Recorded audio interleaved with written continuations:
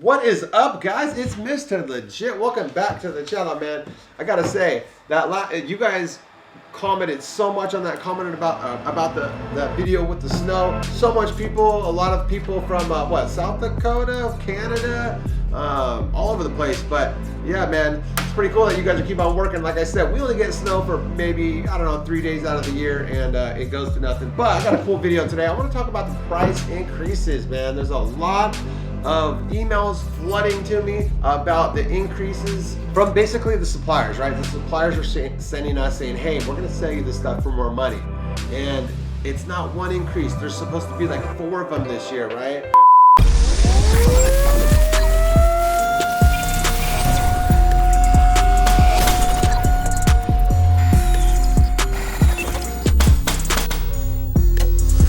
The last several months have been unprecedented for our industry, and we thank you for the support and partnership. COVID-19 has impacted manufacturers' production to a level that will result in supply shortages lasting well into Q2 21 at a minimum.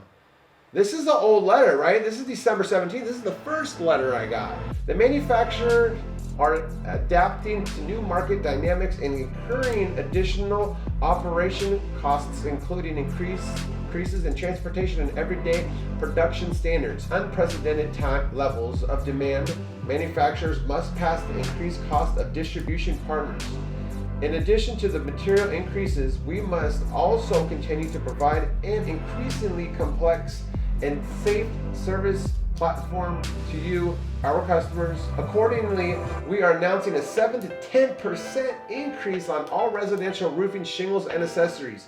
To give you time to prepare, our increases will be effective with shipment on or after February 1st, 2021. We encourage you to incorporate these increases into your jobs, bids, and quotes.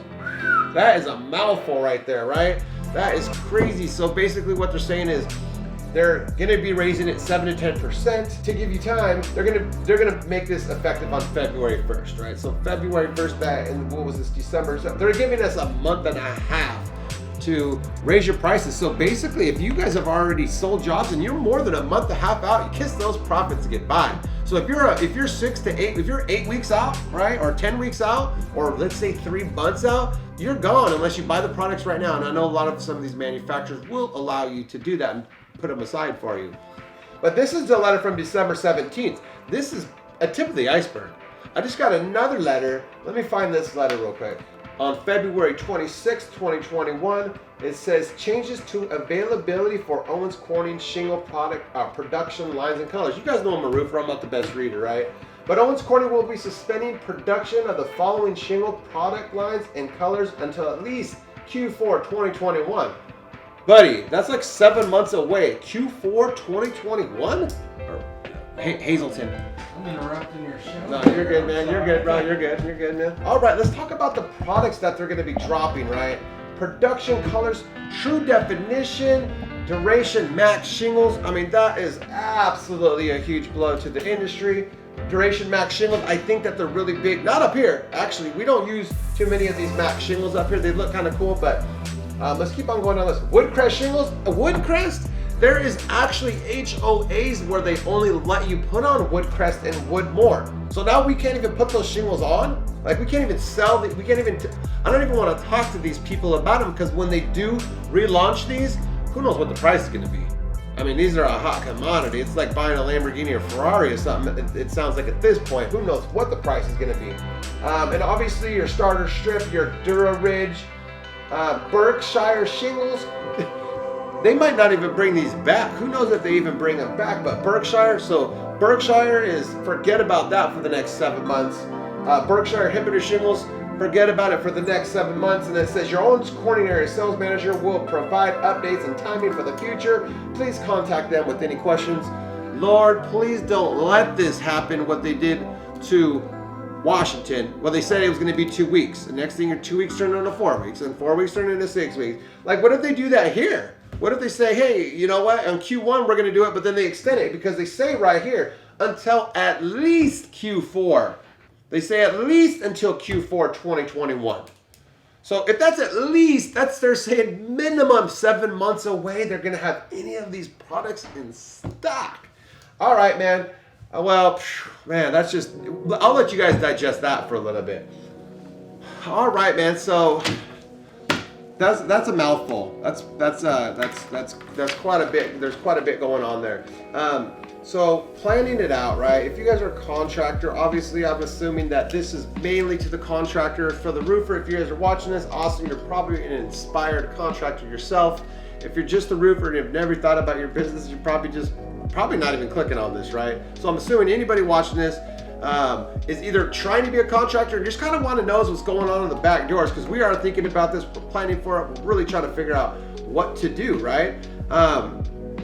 If I were you guys, what I would do is probably gonna have to raise your prices, right? I mean, now what do you raise? It doesn't mean that you're gonna have to raise it 10 to 15% unless you're gonna have to pay 10, 15% more labor and you want more profits, but you're gonna have to definitely take into consideration, 10 to 15%. And I'm assuming most of you guys are probably, depending on how it's structured, maybe 30 to 40, hopefully you're 30% or somewhere around there, 40% on materials that is costing you, right? So that means you're probably gonna have to just raise it, your 30% plus 15% on that. So whatever that is, I don't really know exactly where you guys are at with your margins, but you're not gonna have to raise 15% of the cost. If this is even happening to you guys, this is happening to me, and I'm from Portland, so I don't know if it's happening to you guys. Let me know in the comments if you guys are getting an increase and if you guys are expecting more, because I know that I was looking for that letter recently, but I'm trying to get out of here. It's Friday.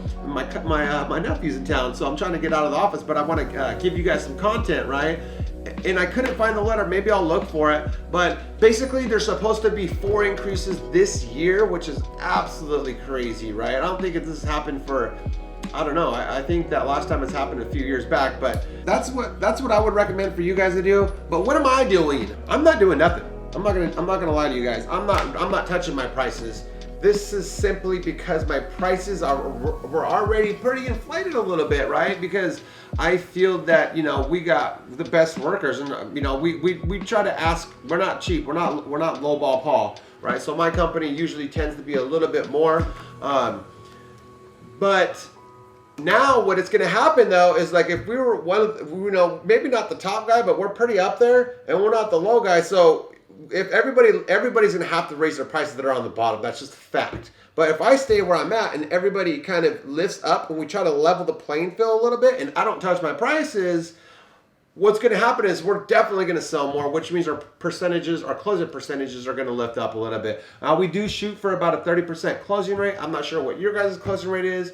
And the closure 30% on issued appointments, right? So whatever we issue, 30% out of that. Now, whatever we demo, usually we want to be about a 20% closing rate on what we demo. I want 20% on what you issue, right? So if you get 10 leads, you should be closing 2 deals out of it. Now, a lot of people will say, "Oh, my closing rate's higher than that." They're talking about people that they're pitching, right? People that they're sitting in front of, and your closing rate surely is going to go up from that. Right, so you should be probably about 30% of that, right? You know what I mean? And you should be pitching probably 70% of your jobs, but that's for another story. But let's talk about wood though. So wood is off the rocker right now for prices, man. I've paid, I think $12 to $13 a sheet of plywood for a 1/2-inch CDX, and right now the plywood is like, gosh, man, I think it's probably like $35. I don't know, man. I don't know what it is, but it is super expensive, and I think though my crystal ball is telling me that those prices are going to decrease in a little bit, because we've seen this before where the prices get inflated and then they drop back down for wood. Now, in my time, I've never seen shingles go up and then go back down. They might have, but in my time, nah, man, when they go up, they're there to stay. So it is something that what goes up, you ever heard people say, what goes up and doesn't come down? Shingle prices, right? And roofing accessories and all that stuff. Let's talk about, I want to talk about low balling, right? I think it's a pretty good topic to talk about low ballers.